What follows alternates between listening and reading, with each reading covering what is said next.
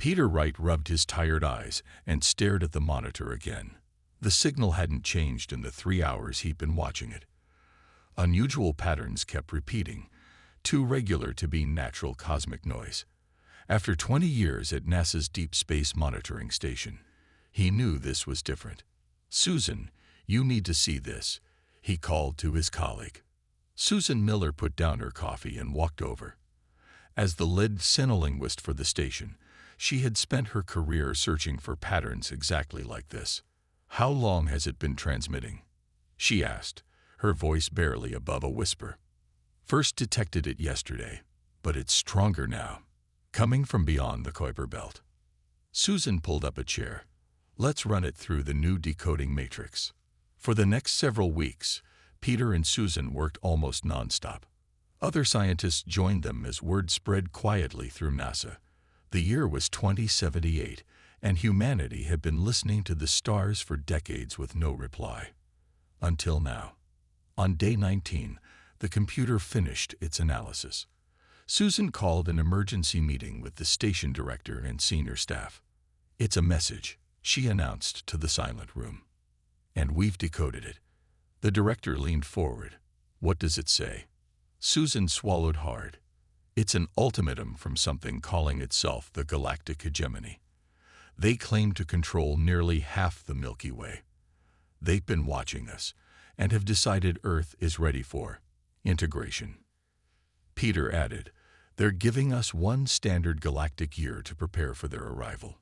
We can either submit to imperial rule or face total destruction." The room erupted in voices. Some questioned if this was a hoax or a misinterpretation. Others immediately began discussing defense options.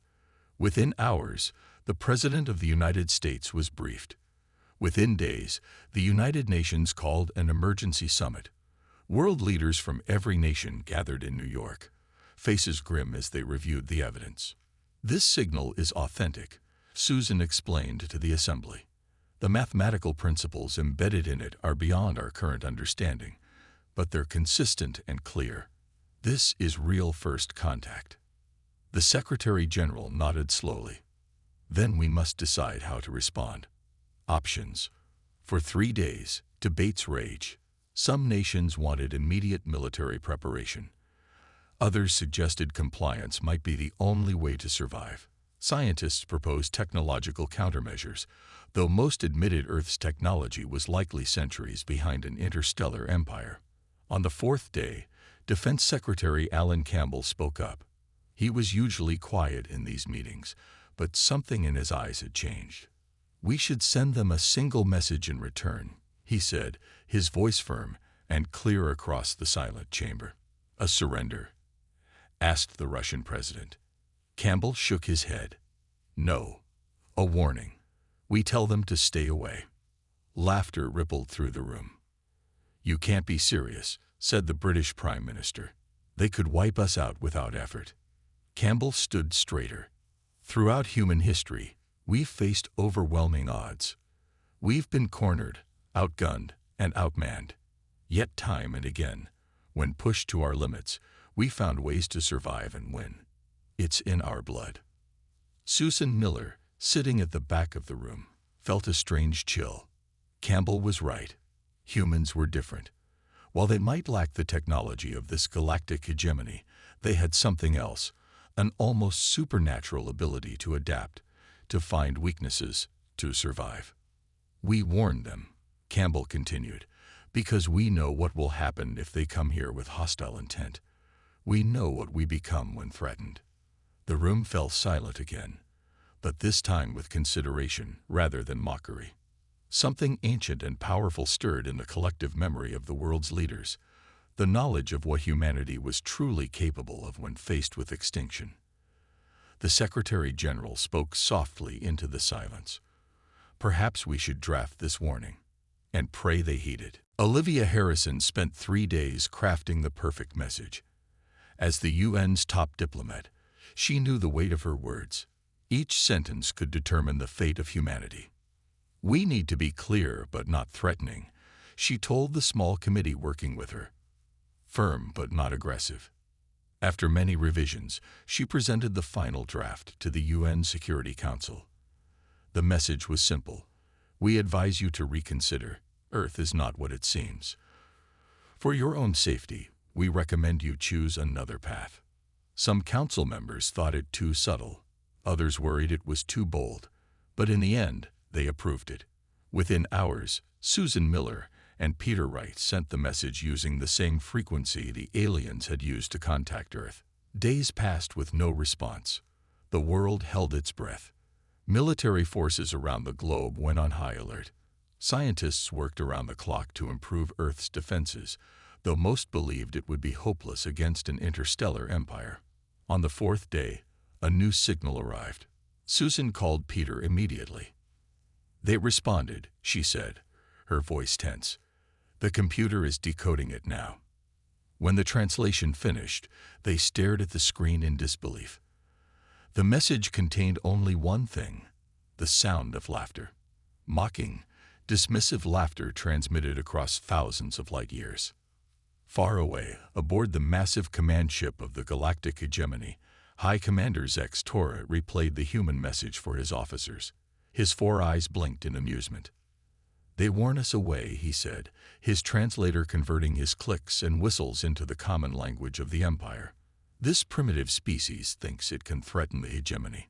His officers joined in his laughter. Their empire had conquered over 3,000 worlds. Earth would be just one more.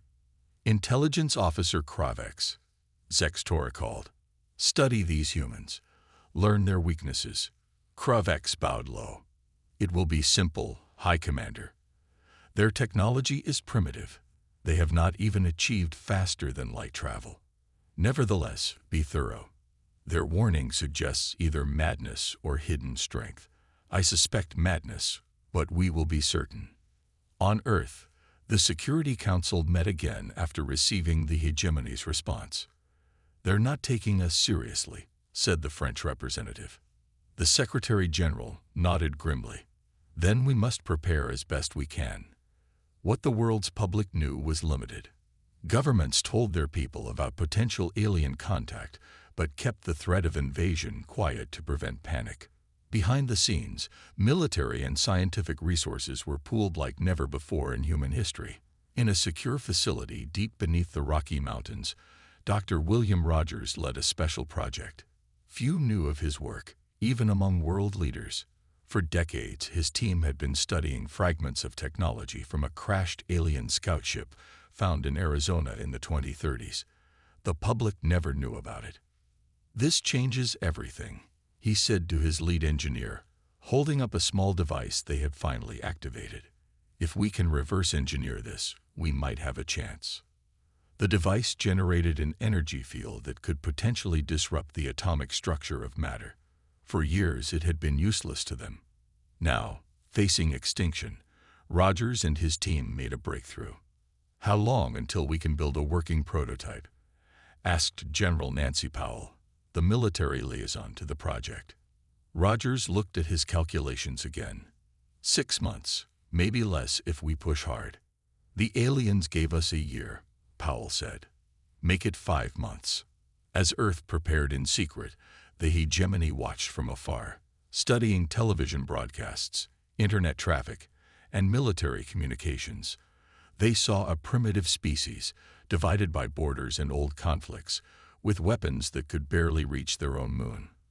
What they couldn't see were the underground facilities, the secret projects, and most importantly, the fierce determination that had begun to unite humanity like never before. Because humans understood something the hegemony did not. When cornered, humanity became most dangerous. 6 months passed quietly. To the watching eyes of the galactic hegemony, Earth seemed to be carrying on as normal. Cities buzzed with activity. Cars filled highways. Sports games played to cheering crowds. The aliens saw what looked like a planet trying to enjoy its final months of freedom. Intelligence Officer Kravex filed regular reports to High Commander Zex Torah. The humans appear to be in denial, he stated. Some are building simple shelters. Their militaries conduct exercises, but they lack the technology to mount any real defense. What Kravex couldn't see was happening deep below the surface, in hidden facilities around the world. In his underground lab beneath the Rocky Mountains, Dr. William Rogers hadn't slept properly in months. His team had made the impossible happen. They had not only reverse-engineered the alien device, but improved upon it. "The quantum displacement field is stable," he announced to the gathered officials.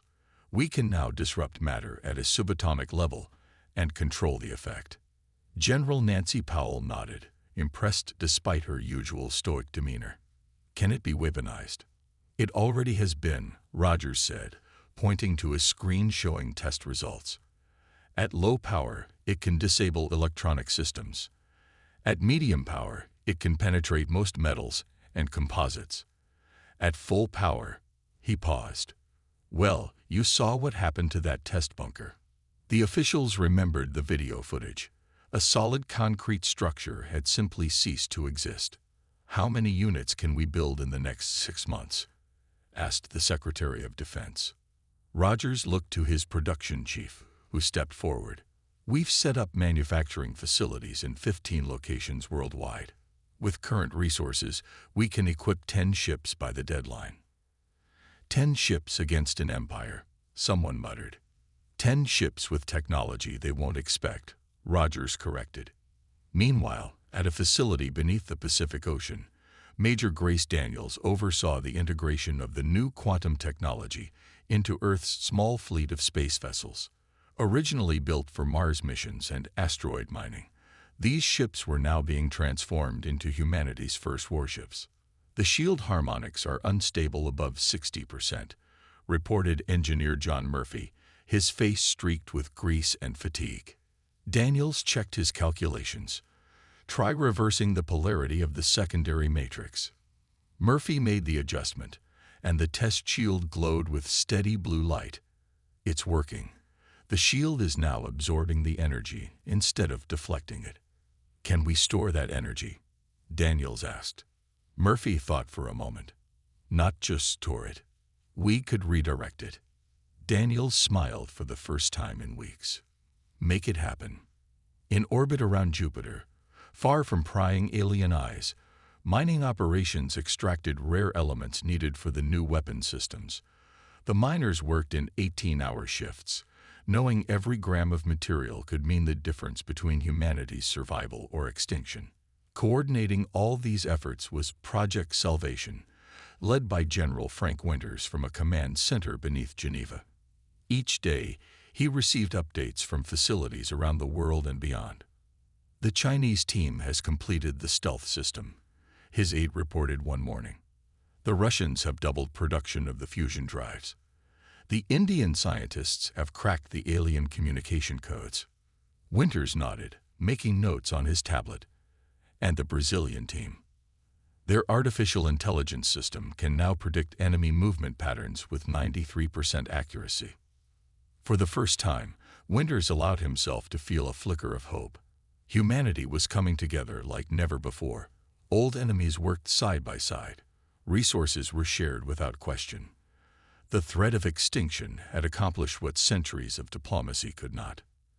In orbit, the hegemony's automated probes continued to monitor Earth. They recorded military exercises using conventional weapons. They analyzed missile tests that followed predictable trajectories. They observed space activity near the International Space Station that seemed routine.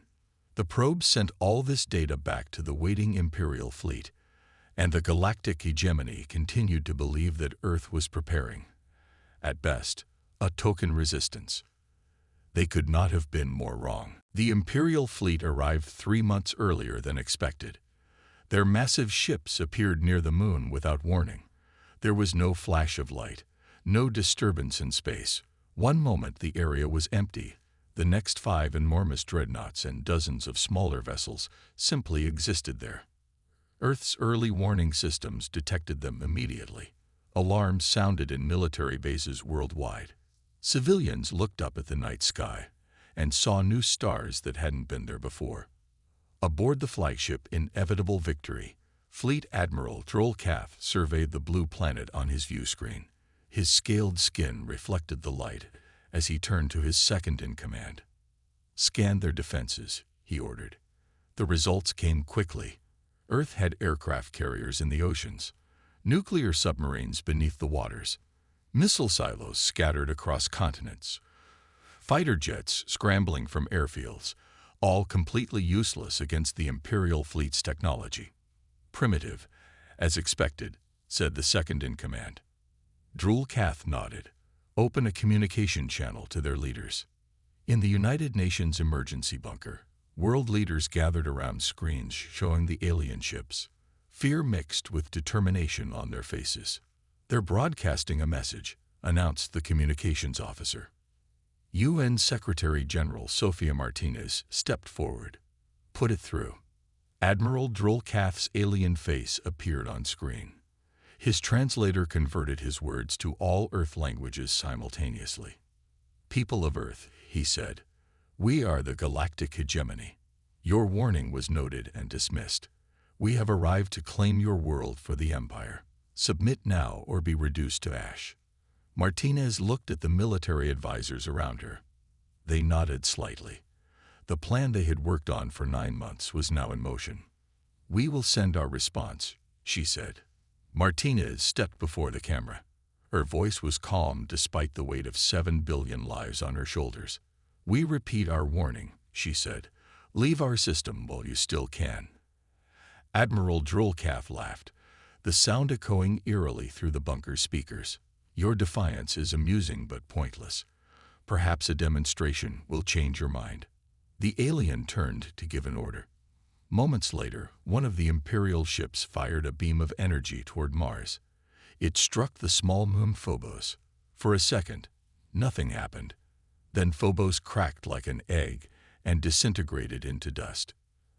That was one ship, at minimal power, Drulkath said.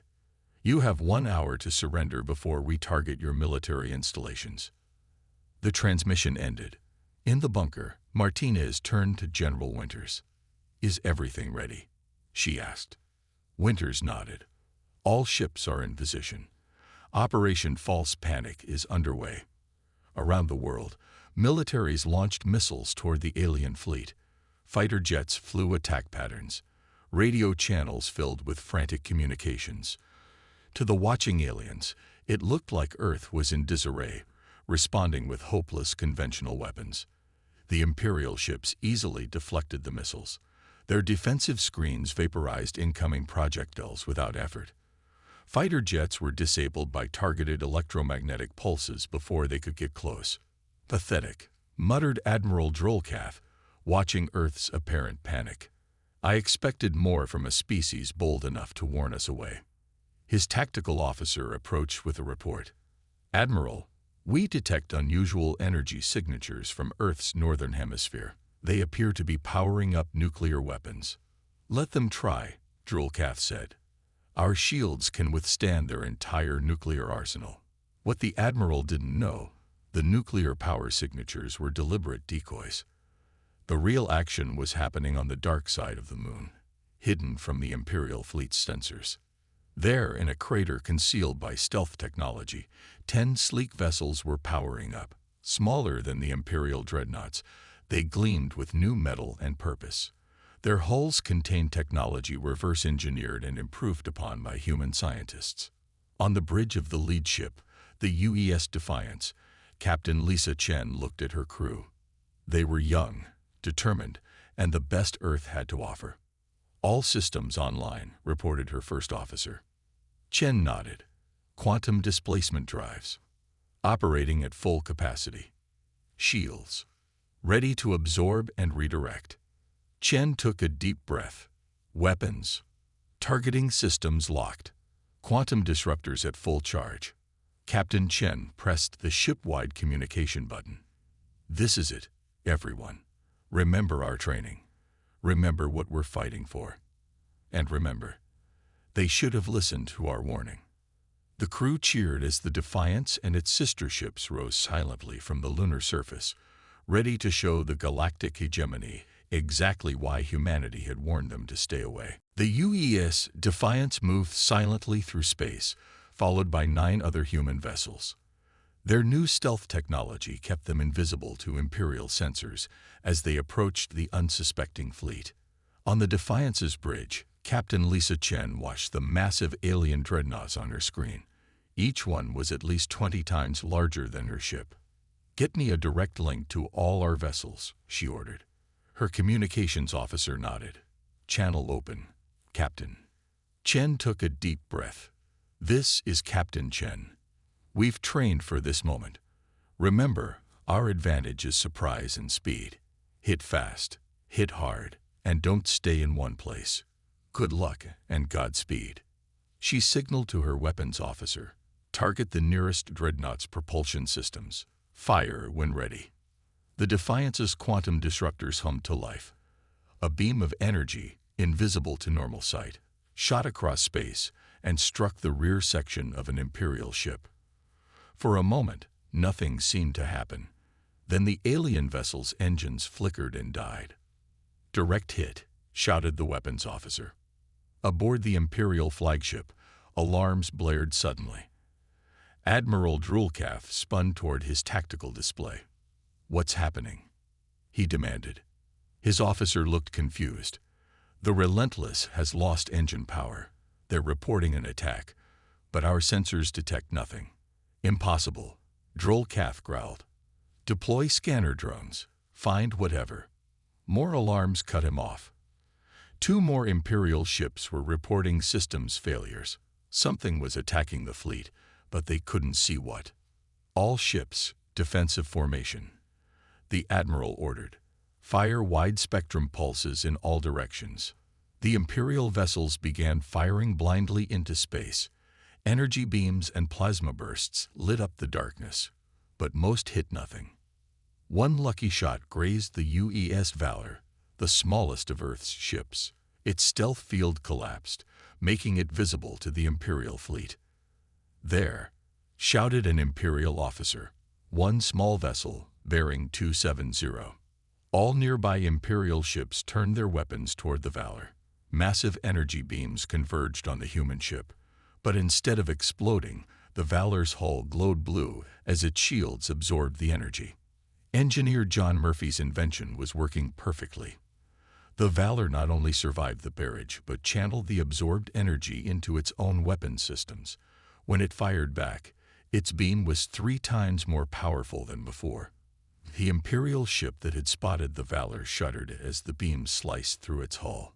Secondary explosions rippled along its length before it broke apart. Admiral Droolcalf watched in shock as one of his mighty dreadnoughts was destroyed by a vessel a fraction of its size. "What kind of weapons are they using?" he demanded. No one could answer. The Imperial fleet had never encountered technology like this before. The battle intensified as the remaining human ships dropped their stealth fields. They darted between the larger Imperial vessels with impossible speed and precision, firing quantum disruptors at critical systems. Their smaller size made them difficult targets, while the huge Imperial ships could not maneuver quickly enough to escape. On the Defiance, Captain Chen coordinated the attack. Group 2, target their weapons arrays. Group 3, focus on communications. Don't let them coordinate. A massive blast rocked her ship. Warning lights flashed across the bridge. "Direct hit to our port shield," reported her first officer. "Absorbers at 83%. Chen nodded. "Redirect power from non-essential systems. Keep those shields up." Another Imperial dreadnought exploded in the distance, its destruction lighting up space like a new sun. The human vessels continued their attack, moving in patterns that seemed random but were actually calculated by Earth's new battle AI. Admiral Droolcalf watched his mighty fleet being systematically dismantled by ships he would have previously considered insignificant. For the first time in his long career, he felt fear. "Open a channel to their lead vessel," he ordered. The communications officer worked quickly. "Channel open, Admiral." Droolcalf faced the screen. "This is Fleet Admiral Droolcalf of the Galactic Hegemony. Who are you to challenge the might of our empire?" The screen flickered, then showed Captain Chen's face. Her expression was calm despite the battle raging around her. "This is Captain Lisa Chen of the United Earth Ship Defiance," she replied. And I believe we warned you to run. Admiral Droolcalf stared at Captain Chen's face on the screen. His 4 eyes blinked rapidly, trying to process what was happening. Half his fleet was damaged or destroyed, and the rest was struggling against enemies they had severely underestimated. "How is this possible?" he asked, his voice losing its commanding tone. "Your species barely has spaceflight. You shouldn't have this technology." Chen's expression remained calm. "You made 2 mistakes, Admiral. First, you threatened us. Second, you gave us time to prepare." Another explosion rocked the Imperial flagship as a nearby support vessel was hit by the UES Freedom's quantum disruptors. Droolcalf turned to his weapons officer. "Target their lead ship with everything we have." The Imperial flagship turned its massive array of weapons toward the Defiance. Energy beams and plasma torpedoes shot across space. On the Defiance's bridge, alarms blared. "Multiple weapons locked on us," shouted the tactical officer. "Evasive maneuvers," Chen ordered. "Shields to maximum." The Defiance twisted away with incredible speed, but couldn't avoid all the incoming fire. The ship shuddered as hits landed on its shields. "Shields holding at 60%, reported the first officer. "But they're concentrating fire on us now." Chen nodded. "Just as we planned. All other ships, continue the attack pattern. Defiance will draw their fire." As the Defiance dodged and weaved through space, the other human vessels pressed their advantage. The UES Courage and UES Liberty coordinated their attack on another Imperial dreadnought, targeting its weapon systems with precision. Back on Earth, in the underground command center, Dr. William Rogers monitored the battle through data feeds. His team of scientists worked frantically, analyzing the alien technology in real time and sending targeting solutions to the human fleet. "They're using a triaxial shield matrix," Rogers said into his communications link. "Target the junction points between the primary and secondary emitters. Coordinates being transmitted now." This information reached the human fleet instantly. The UES Freedom adjusted its aim and fired at the exact weak point in an Imperial ship's shields. The quantum disruptor beam passed through the shield as if it wasn't there and struck the ship's power core. The Imperial vessel exploded in a brilliant flash of light and energy. Admiral Droolcalf watched another of his ships die. "What are you?" he demanded of Captain Chen, reopening the communication channel. Chen's ship took another hit, but she remained steady in her command chair. "We're human," she replied simply. "We spent our entire evolutionary history fighting predators, nature, each other. While your empire was spreading through willing worlds, we were testing ourselves against everything our planet could throw at us." The Defiance spun in space, its engines glowing as it performed a maneuver that should have been impossible. It came up behind an Imperial vessel and fired directly into its engine section. "We warned you because we knew what would happen," Chen continued. "Humanity doesn't want war, Admiral, but we excel at it when forced." On the Defiance's bridge, Engineer Murphy worked frantically to reroute power systems. The ship had taken heavy damage, but he was improving shield efficiency even during battle. "Redirecting power from Deck 3 auxiliary systems," he called out. "Shield capacity now at 75%. Chen nodded her thanks. "Keep us in the fight, Murphy." The battle had been raging for less than 30 minutes, but the Imperial fleet was in disarray. 3 dreadnoughts had been destroyed or disabled. Most of the smaller support ships were damaged. Admiral Droolcalf faced the hardest decision of his career. His species prided itself on never retreating, on the invincibility of the hegemony. But he was watching that myth die before his eyes. "What do you want?" he asked Chen, his voice now lacking all arrogance. "The same thing we told you before," she answered. "Leave our solar system. Tell your empire that Earth is not to be threatened. We prefer peace, but we will not hesitate to defend ourselves." Droolcalf looked around at his burning bridge, at the damage reports flooding in, at the tactical display showing the impossible effectiveness of the human vessels. For the first time in the 10,000-year history of the galactic hegemony, An admiral spoke the unthinkable words. "Prepare for retreat." The Imperial crew stared at Admiral Drollcath in shock. Retreat was not a word in their military vocabulary.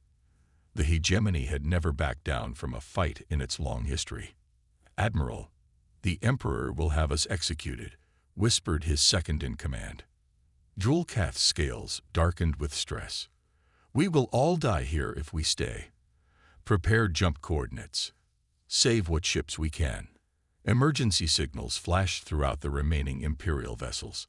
The flagship Inevitable Victory and 2 damaged support ships began powering up their faster-than-light drives. The human fleet continued their attack, disabling another dreadnought before it could escape. Captain Lisa Chen watched the energy signatures building in the retreating ships. "Should we stop them?" asked her weapons officer. Chen shook her head. "Let them go. Let them tell others what happened here." In a flash of light, the 3 Imperial ships vanished, jumping to safety far from Earth. The battle was over. 7 Imperial vessels lay destroyed or drifting helplessly in space. The human fleet had survived, though all ships showed damage. Chen opened a channel to all human vessels. "This is Captain Chen. Status reports, all ships." The reports came in quickly. Every ship had suffered damage. 3 had severe system failures. The UES Valor had lost life support on 2 decks. But miraculously, no human ship had been completely destroyed. Still, the cost had been high. 53 crew members had died in the battle. Hundreds more were injured.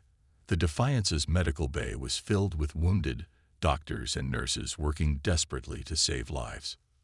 Chen felt the weight of each loss. These were the first human casualties of an interstellar war, names that would be remembered in history forever. "Set course for Earth," she ordered quietly. "We need repairs and our wounded need better care." As the human fleet limped home, Earth celebrated. News of the victory spread quickly. Streets filled with cheering crowds. Old enemies embraced. For the first time, humanity truly felt united as one species rather than divided nations. But in the UN command bunker, the mood was more somber. General Frank Winters called an emergency meeting with world leaders and key military personnel. "We won the battle," he said as they gathered around the table. "But this isn't over. They'll be back." Secretary General Sofia Martinez nodded. "And next time, they'll know what to expect." "Then we'll need to exceed those expectations," she replied firmly.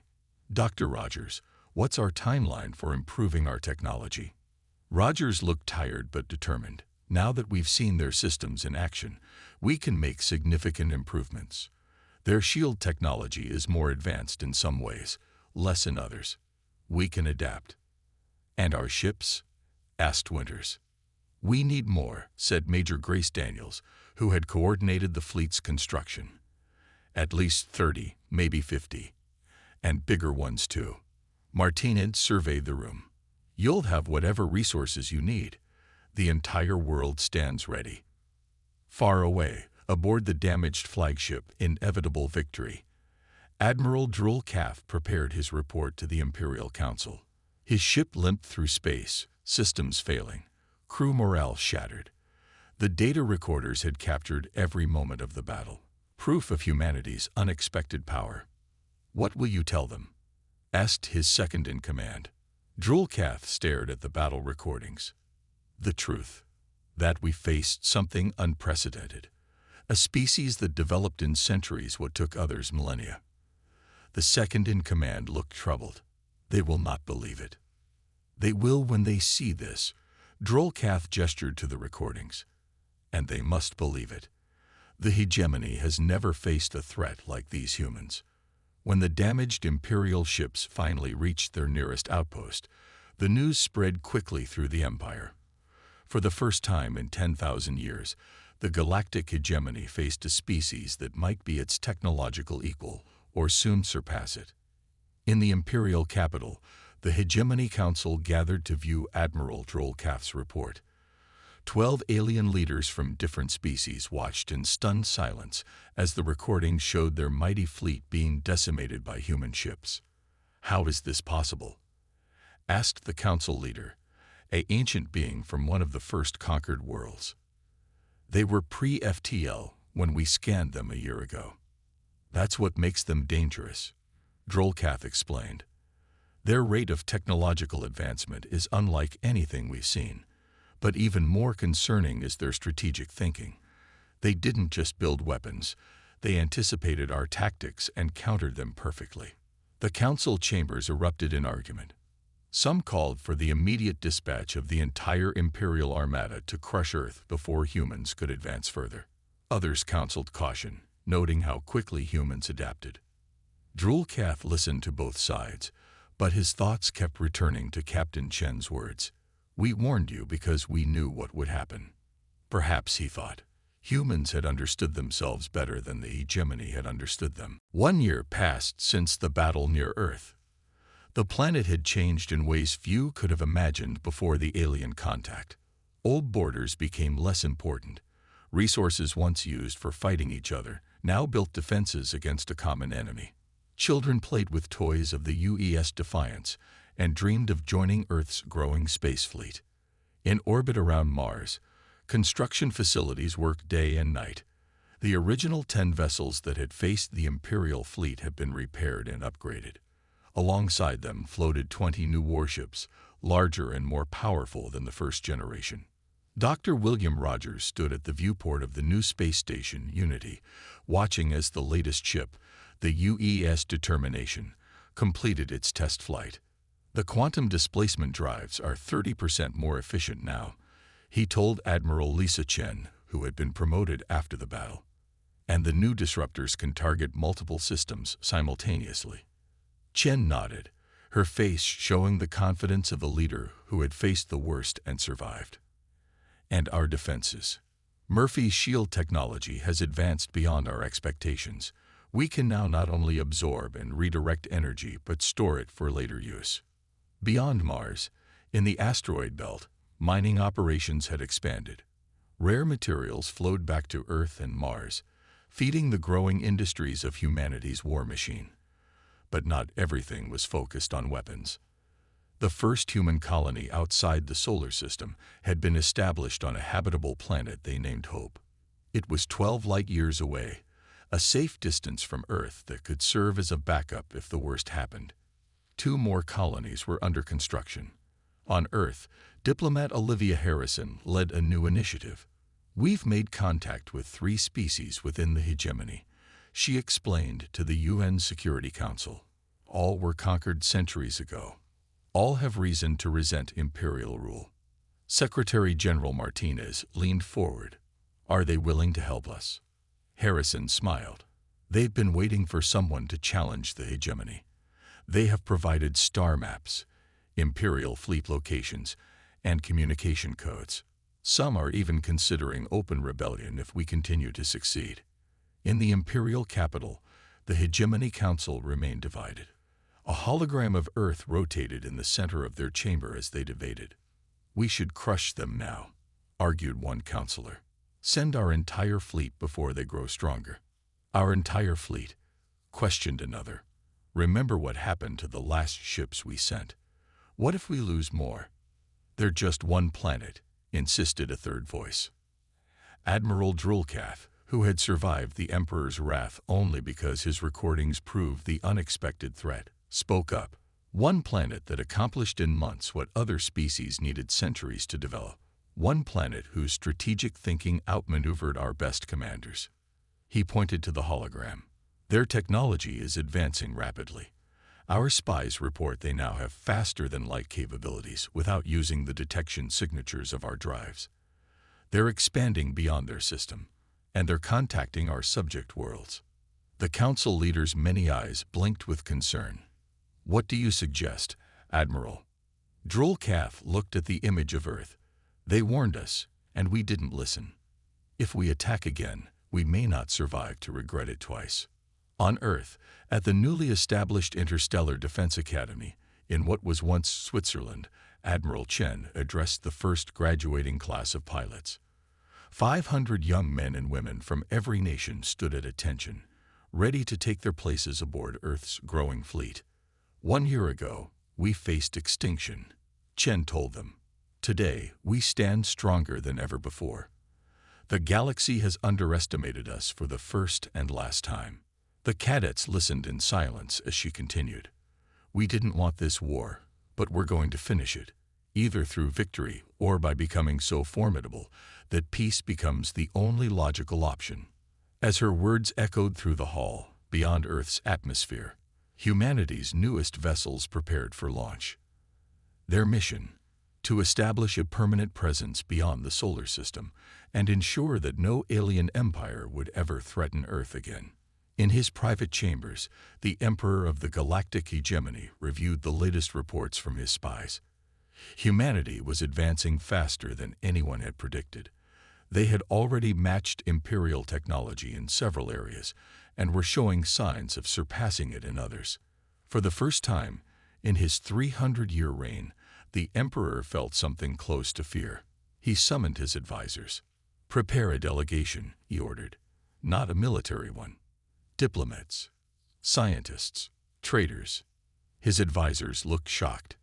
"You wish to negotiate with these humans?" The Emperor's 6 eyes narrowed. "I wish to understand them, and then decide if they are better as allies than enemies."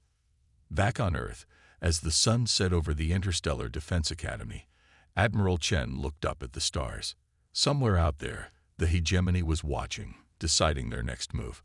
But humanity was ready, no longer the helpless civilization they had first threatened. The warning had been given, the challenge had been met, and humanity had proven why the Galactic Empire should have run when they had the chance.